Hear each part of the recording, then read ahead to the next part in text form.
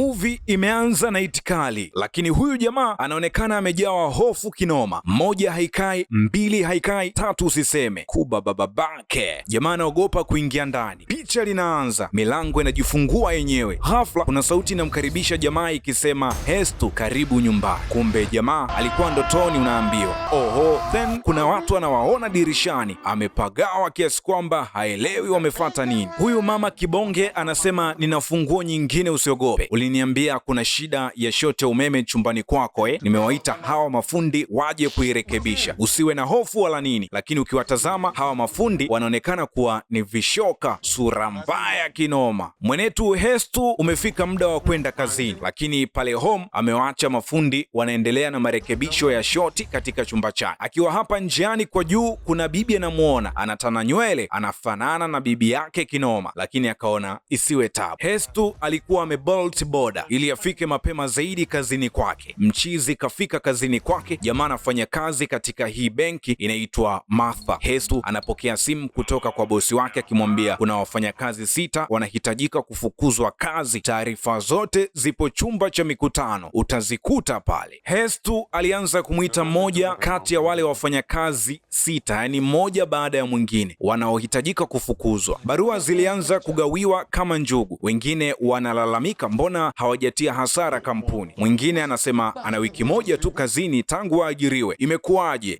Hestu naye hacheki, unaambiwa. Waliofukuzwa kazi wakaanza kutoa maneno ya shombo kwa Hestu kwamba naye ipo siku tu kitamkuta kitu. Karma is real. Mezani imebaki barua moja kati ya zile 6. Hestu ile anayefungua barua hii tu anaona jina lake lipo kwenye orodha ya waliotimuliwa. Hestu anataka atembeze kichapo kwa bosi wake, lakini bosi anasema wewe jichanganye tu, humu ndani kuna kamera kila kona. Sasa kazi ni kwako bwana mdogo, ukiwa kazini inabidi ujiandae kwa lolote linaweza kutokea mzee. Bosi naye chenga kweli, anafukuza watu huku anatengeneza content za TikTok. Inauma but inabidi uzoee. Hestu ametoka nje hapa, akili imesizi kinoma. Kuna simu inaingia kutoka kwa pacha wake Akbal, anamjulisha kuwa bibi yao ni mgonjwa sana huko kijijini, hivyo anamhitaji aende walau akamsalimu, sababu muda mrefu umepita hajaenda kijijini. Hestu hasira zimejaa ile mbaya, anasema Akbal, acha kunipigia simu kila dakika kila saa, mimi nipo bize bwana. Hestu anasema kama unataka niamini kama kweli anaumwa, basi unipe taarifa za kuwa kafariki ndipo nije. Hestu amerejea nyumbani anapoishi, amekuta kuna nyomi ya watu ile mbaya. Kumbe bimdashi, watu wa vikoba wamekuja kuchukua mali hapa ndani sababu wameshindwa kufanya marejesho. Kwa kifupi, Hestu kazini kafukuzwa na matatizo yanazidi kuongezeka kama milioni 2. Hichi kichwa kitapasuka wallahi. Hestu akiwa hajamaliza kutatua tatizo la nyumbani hapa, anapokea simu kutoka kwa pacha wake Akbar akimtaarifu kuhusu kifo cha bibi yao kijijini. Akbar analia kinoma kwenye simu. Inabidi Hestu afunge safari kuelekea kijijini ulipo msiba. Hamna namna, kumbuka kazini ameachishwa na geto lake watu wa vikoba wanalitamani, watu wanataka kugawana mali ile mbaya. Mchizi Hestu anawasili hapa kijijini. Kijiji kinaitwa Dusun Wangun. Hestu amefika tu anakutana na mashambulizi ya wanakijiji. Wanasemeshana kuwa huyu dogo bibi yake alipokuwa anaumwa alimuhitaji lakini hakutokea, ila leo amesikia amefariki ndo kinajileta hapa kijijini. Kijamaa kina roho ngumu kama shetani. Jamaa wanasema ujue huyu naye Hestu lazima afe, sababu bibi yao amefariki siku ya 6, siku ya Jumamosi saa 6 mchana. Kama haitoshi ni tarehe 6 mwezi wa 6, na mtu akifa hivyo lazima mtu au watu wengine wamfate mzee ili wampatie kampani. Kifuatacho ni ITV habari, yani goodbye. Yale maneno Hestu ameyasikia, lakini hana namna, hana cha kufanya. Hatimaye Hestu amefika makaburini alipozikwa bibi yake. Pacha wake Akbal amemkuta akiomboleza. Akbal analia kwa uchungu. Hestu anajaribu kumsemesha Akbal, lakini jamaa kalabuyu hacheki na wowote. Anasema wewe mbwa, tulikupigia simu uje kabla bibi hajafariki, lakini ulikaza fuvu hapa, unajifanya una uchungu.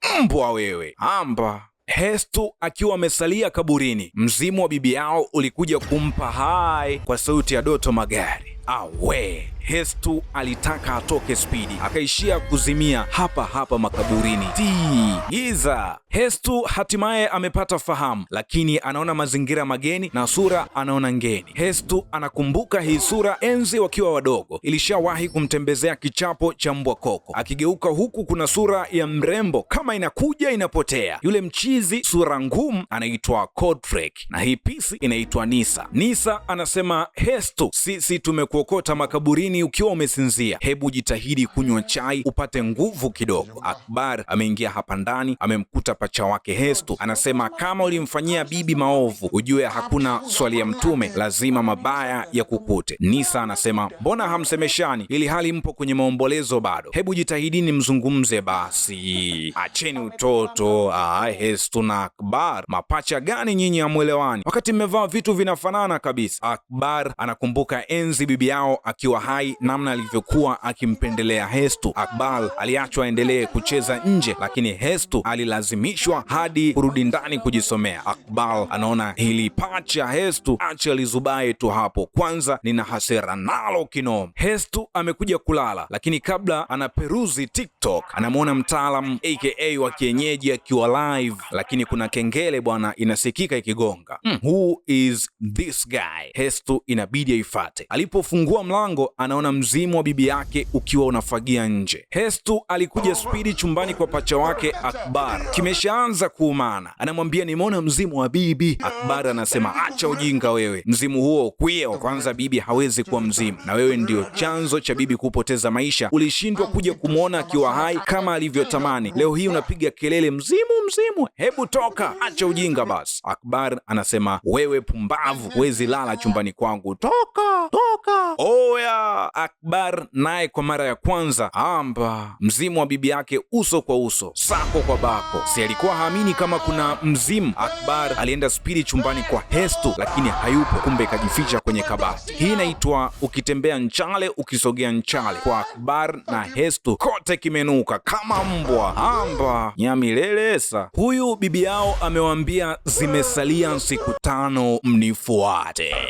Bwana we, hatimaye kumekucha. Jamaa wanapiga tu miayo, hoi bin taban. Wanaulizana, hizi siku 5 tulizopewa zina maana gani? Akbar anamwambia Hestu, wewe ndio niambie zina maana gani hizo siku 5, sababu wewe ndiye umesababisha bibi afariki dunia. Hestu na Akbar washaona hali imekuwa mbaya hii, inabidi wamtafute mtaalamu ashughulikie hili tatizo, lakini kulaumiana kwao hakujaishia hata mara moja. Watu waliopo kwenye gari waliingiwa hofu, wakiamini hapa hatutoboi, huenda tukapata ajali na tukafa. Mtaalamu kapandisha majini hapa, unaambiwa yanamtoka maneno mazito kinoma. Anasema, nyinyi majini wa mchongo msioeleweka na waasa, mrejee mlikotoka, mtajua nyinyi chanzo chenu kilikuwa ni wapi. Mganga anasema, semeni takatari takatari takatari takatari. Kukukukuku, waganga wa 5G ni noma sana. Jamaa yuko live pia TikTok. Mtaalamu anasema, bibi yetu alifariki siku mbaya sana, Jumamosi ya ajabu, siku ya 6 mwezi wa 6 saa 6 na dakika 6. Mtaalamu Ki anasema kutokana na namna kifo chake kilivyotokea inabidi mjiandae. Hestu na Akbar hawaelewi nini kinaendelea. Mtaalamu Ki anasema kutokana na namna kifo chake kilivyotokea inabidi mjiandae. Hestu na Akbar hawaelewi nini kinaendelea. Mtaalamu anasema watu wanaokufa muda na siku kama hiyo ni lazima ndugu wa karibu wamfuate huko, hivyo basi ninyi wawili bibi yenu lazima awamalize ili muende alipo. Akbar na Hestu wameomba plan B ili wao wasimfuate bibi yao, yani wasife. Wafanye nini sasa? Mtaalamu Ki anasema inabidi mpate mtu mbadala wenu atakayekufa kwa ajili yenu. Picha limeanza sasa wadau. Kabla hatujaendelea na kukumbusha kusubscribe, like, comment na kushare ili uwe unapata recap nzuri kama hizi. Na kama unaitizama kutoka TikTok, basi jua kule YouTube mzigo unapatikana full, kasechi tu Dama Recap. Jamaa wapo njiani kurudi nyumbani, lakini wanajiuliza watampata nani wa kufa kwa ajili yao. Hestu anamuuliza Akbar, hivi ni kweli tunaelekea kummaliza mtu ili tuendelee kuishi? Akbar anasema yes, hii issue ipo live. Wewe unadhani tutafanyaje? Inabidi tumpate wa kumdedisha full stop. Hestu na Akbar wamemlia rada mzee Sotik.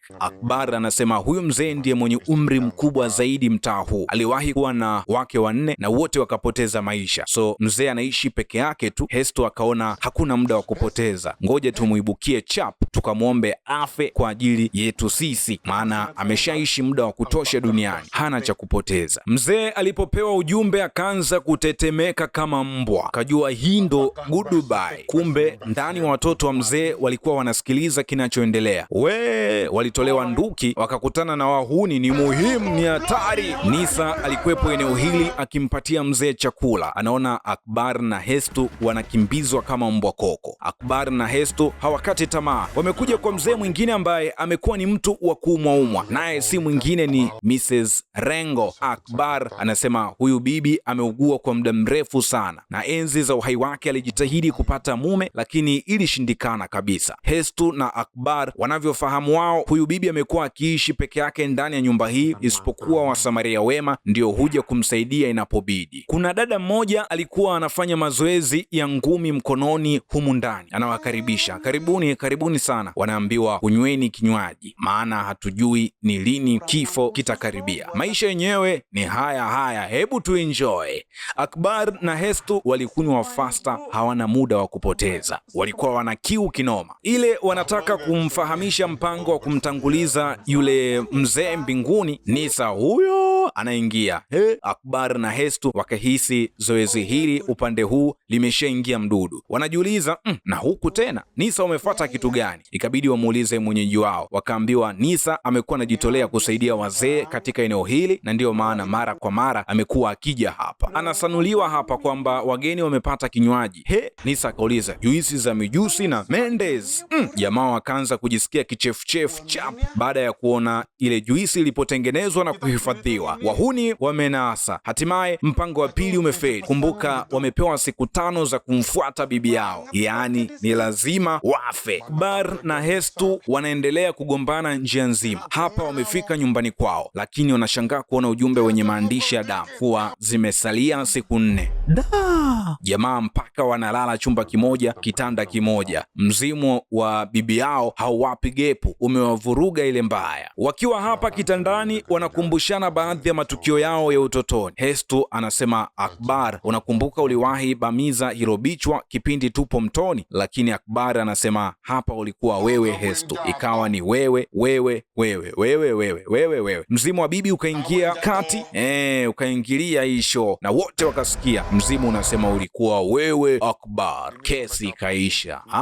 Ishakuwa mbaya hii. Zimesalia siku 4, bado hawajapata mwakilishi wa kumuua ili wao waendelee kula mema ya duniani. Mpango wa leo, wakatimba hospitali. Jamaa wanauliza kibabe, ni nani yupo tayari kufa ili amsindikize bibi yetu? Wagonjwa hofu ikatanda. Akbar na Hesto wameingia wodini, wameanza kuuliza mtu mmoja, wewe upo tayari kufa ili msindikize bibi yetu? Bwana we, kumbe huyu ni baba yake mbabe Kotrek.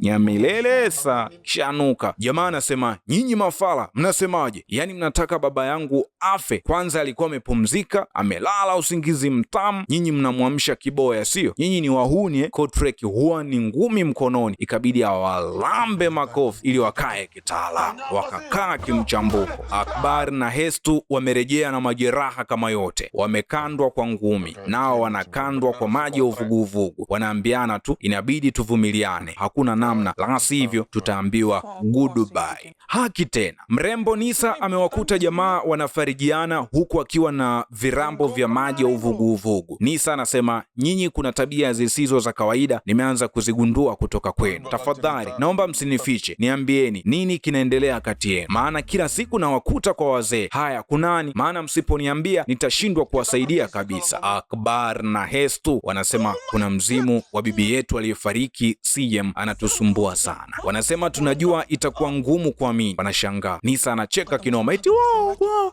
nimekutana na watu waliona mzimu live, mama yangu. Nisa anasema, bibi yenu anaonekanaje anapokuja kuwa kama mzimu jamani? Anapobadilika anakueje? Anakuona kucha ndefu. Jamaa hawaelewi. Huyu binti vipi? Nisa anaomba wakimwona tena huyo mzimu wamuite haraka aje ashuhudie live. Unaambiwa Nisa ni kama kaokota dhahabu, kamechachuka sana. Nisa huyu pia ni content creator wa TikTok, tutajua huko mbele ya safari. Nisa anawaambia akaunti yangu ya TikTok ni Miss Nis Mystical. Hestu anasema huyu si yeye, tayari majini anamiliki sio bure. Hestu anapitia ukurasa wa Nisa TikTok, anaona content zote ni kuhusu mizimu, ndio maana ana shauku kubwa kutaka kujua zaidi kuhusu mizimu ambayo amekuwa akiongelea. Akbar na Hestu wamepata plani nyingine ya kumpata wa kumtanguliza kwa niaba yao, naye si mwingine bali ni sura mbaya Kodrek, jamaa aliyewatesa tangu utotoni. Wanaona huyu ni adui yao, itakuwa ni vema na haki akitangulizwa kwa Sargon. Akbar na Hestu wamefika hapa kufanya tukio, wanajiuliza tunammaliza vipi mchizi. Plani zilikuwa nyingi, wakakubaliana waweke ujumbe kwenye karatasi ili wajifanye wanamwomba msamaha kwa kile walichokifanya kule hospitali kwa baba yake. Taimu atakayokuwa anasoma watamvamia. Bwana we, ile wanachukua karatasi tu wanakuta ujumbe umebadilika, yale maandishi walikuwa wameandika, na unasoma bado siku 3. Bibi naye akajitokeza akisema zingatieni ujumbe huo ni muhimu. Mama. Awe, wakapiga kelele, ui mama, ikabidi waingie kwa wahuni wakajifiche, na mchongo ushabuma unaambiwa, maana bibi naye alitokea hapo akawapiga surprise. Akbar na Hestu yeye kamkamata jamaa, anamuuliza Kodrek, upo tayari kufa kwa ajili ya bibi yetu? Kodrek haelewi nini kinaendelea hapa, au wamepagawa hawa madogo. Akbar na Hestu wamewekwa mtukati, wanajitetea kuwa walitokewa na mzimu wa bibi yao ambao umewaambia wana siku 5, lakini sasa zimesalia siku chache sana ili wafe. Kodrek anasema naamini vipi upuuzi huo. Hestu na Akbar walikandwa kama mbwa, mikando haikuwa ya mchezo, nyuso zao hazitamaniki. Kuna simu inaita. Kodrek anataka kujua simu imepigwa kutoka kwa nani. Anaambiwa ni Nisa. Nisa? Kodrek anauliza kwa nini akupigie wewe? Jamaa anasema tulimwambia tutakuwa hapa, ndo maana amepiga. Kodrek anaanza kutabasamu sababu anaielewa sana Pisi Nisa ile mbaya, lakini Pisi haimwelewi hata kidogo. Hii ndio ponapona yao, ikabidi wamuite Nisa hapa ili wapone, la sivyo watatangulizwa mbinguni kabla hata ya siku 5 walizopewa na bibi yao. Kodrek amejazwa maneno akiamini Nisa ni wa kwake, na Nisa ni kigoma kwake mwisho wa reli. So leo manzi imeingia kwenye mfumo, imeingia kwenye 18 za Kodrek baada ya muda mrefu kufukuzia. Upande huu wa Nisa, yeye anaamini simu hii ni ya kuja kushuhudia live mzimu wa bibi yake Akbar na Hestu anaonekanaje, ana kucha ndefu, ana vidole vya namna gani, nguo alizovaa mzimu huyo zipoje, na vitu vingine vingi, ili mashabiki wake wa TikTok waridhike ile mbaya. Kodrek baada ya kusikia manzi inakuja anasema jamani, samahani, sikuambia hapa kama ndani kuna mzimu wa kupiga watu hovyo usoni. Kodrek anawaagizia jamaa mpaka kinywaji wewe, wakati amewakanda muda sio mrefu uliopita. Nisa amefika hapa, lakini mazingira ni tofauti na alichokusudia.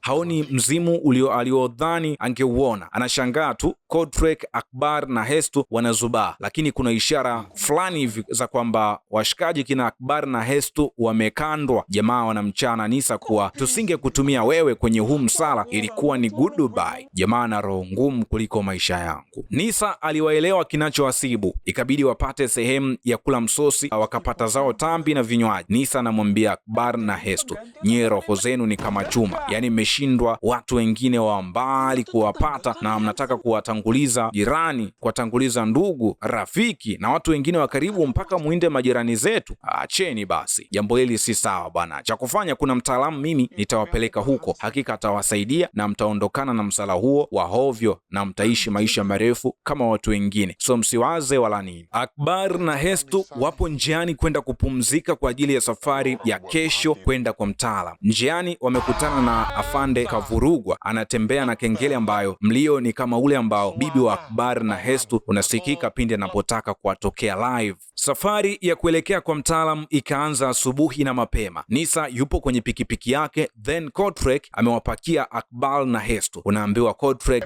humwambii kitu mbele ya Nisa, yani hapo hata umwagize kisima cha mbali akachote maji kwa kubeba kichwani hakatai hata chembe. Ubabe umetawala humndani. Kodrek anajisahau, anamnyanyua kibabe mtaalamu ki. Akbar na Hestu wanafundishwa mbinu za kukabiliana na mzimu wa bibi yao, ikiwezekana ili mzimu upotee kabisa. Ni kama mchezo mwanzo, lakini hapa imeshakuwa mbaya. Unaambiwa mtaalamu Key ametoa vifaa kazi hapa ili wawe wanatembea navyo, vitawasaidia kufukuza mzimu wa bibi yao, na hizo siku 5 hawataweza kutangulizwa kwa kuuawa na bibi yao. Japo mtaalamu anasema hili jambo ni gumu, sijui tutalifanya vipi lifanikiwe kwa 100%. Kuna masharti wamepewa, inabidi waende makaburini kutamka maneno fulani ili kutuliza mzimu wa bibi yao. Kuna maneno waliyatamka wakiwa kwenye mavazi maalum, lakini Nisa yeye ana record content za TikTok, hana baya. We Kotrek alichokishuhudia hata sahau mwamba aliomba waondoke tu, hali imeshakuwa mbaya. Lakini kuna mtu alikuwa anapita hapa akaona watu wanacheza makaburini, ikabidi arekodi. Jamaa anasema hii video itasambaa sana mtandaoni, itaenda viral. Waliporejea nyumbani, mizimu ikaanza kuleta noma kijiji kizima. Watu usiku wakajikuta wanakimbia hovyo hovyo,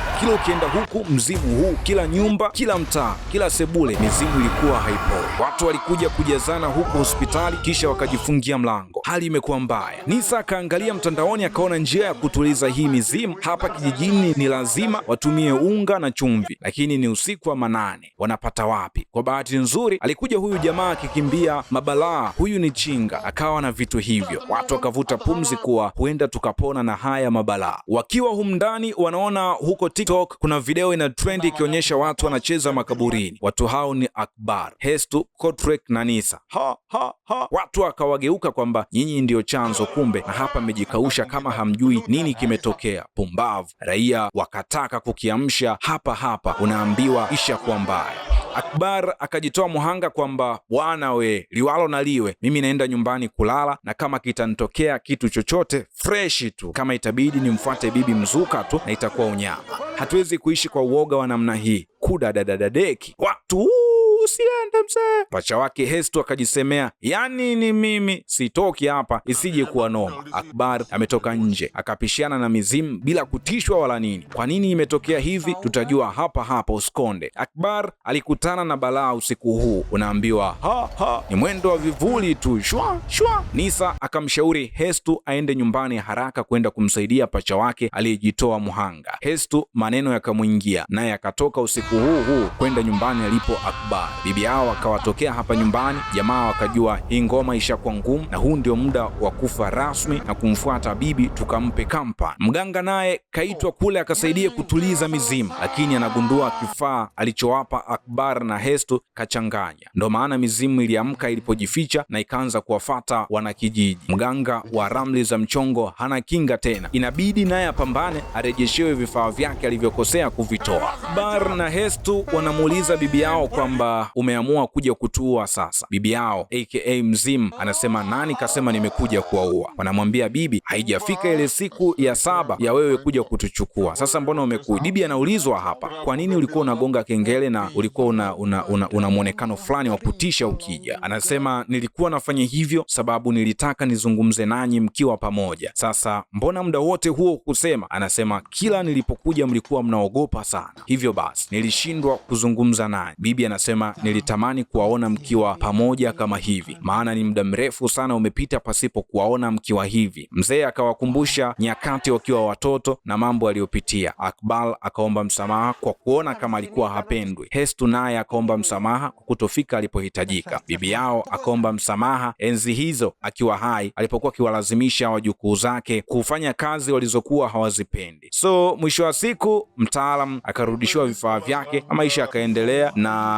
Akbar pamoja na Hestu wakawa na maisha marefu kinoma, hawakuuawa wala nini. So ni kama mtaalam aliwadanganya hivi, lakini kuna namna pia walikurupuka pasipo kujua kipi ambacho walitakiwa kuambiwa. Niambie, ingekuwa ndo wewe umepewa siku 5 ungefanya nini? Ungemtanguliza mtu mapema au ungekuwa umeoga kama Akbar na Hestu? Usiache kusubscribe, kulike, kucomment na kushare.